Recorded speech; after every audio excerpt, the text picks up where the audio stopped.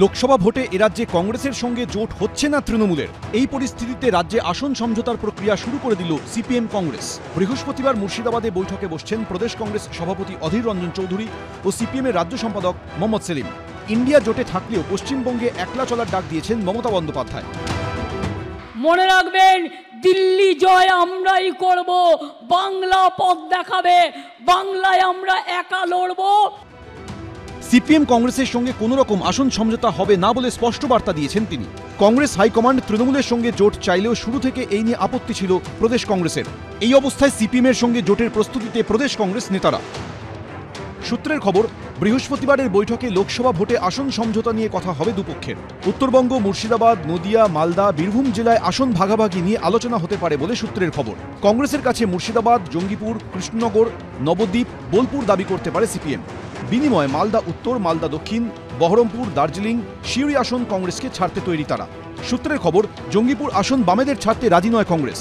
কৃষ্ণনগর, বোলপুর আসন সিপিএমকে ছাড়তে পারে হাত শিবির। রাজ্য জুড়ে যৌথভাবে প্রচারের পদ্ধতি নিয়েও বৈঠকে আলোচনা হতে পারে।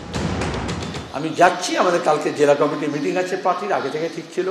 অধীরবাবু যেহেতু জেলায় আছেন, আমি কালকে গিয়েছিলাম জেলায়, তখন খবর পেয়েছিলাম নিশ্চয়ই সাক্ষাৎ হবে। আর সাক্ষাৎ যখন হবে তখন কথাবার্তা হবে, আন্দোলন নিয়ে হবে, সংগ্রাম নিয়ে হবে, মুর্শিদাবাদে যে অন্যায় হয়েছে সেটা নিয়ে কথা হবে। এবং সামনের লোকসভা নির্বাচনে আমরা বিজেপি এবং তৃণমূল বিরোধী শক্তিকে যেহেতু একাট্টা করতে চাইছি, সেজন্য বামফ্রন্টের বাইরে যে সমস্ত দলগুলো আছে তাদের সঙ্গে যেমন কথা বলছি, সেরকম দাঁড়িয়ে কংগ্রেস এবং আইএসএফের সঙ্গে কথা বলবো।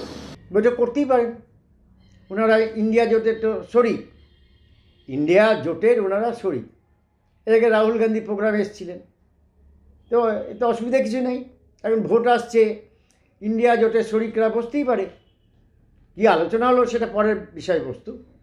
হ্যাঁ, 2019 সালে লোকসভা ভোটের সময়ও আসন সমঝোতা নিয়ে আলোচনায় বসেছিল সিপিএম কংগ্রেস। কয়েকটি আসন নিয়ে দুপক্ষ অনড় থাকায় ভেস্তে যায় আলোচনা। মুর্শিদাবাদ আসনটি ছাড়তে নারাজ ছিল দুপক্ষই। এবারও জঙ্গিপুর নিয়ে জট তৈরি হলে সিপিএম কংগ্রেস জোটের ভবিষ্যৎ নিয়ে প্রশ্ন উঠবে। রাজীব চৌধুরী, ঝিলম করঞ্জাই, এবিপি আনন্দ।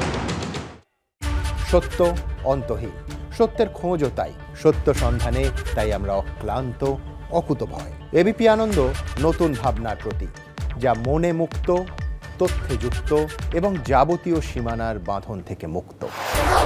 সীমা না শব্দটির মধ্যে লুকিয়ে আছে মানা শব্দটি, যেন চোখ রাঙানি এক অদৃশ্য ব্যানাজার, যা আটকে রাখে আমাদের এক ছোট্ট গণ্ডির মধ্যে। একমাত্র সঠিক খবরই গড়ে তুলবে এক মুক্ত সমাজ।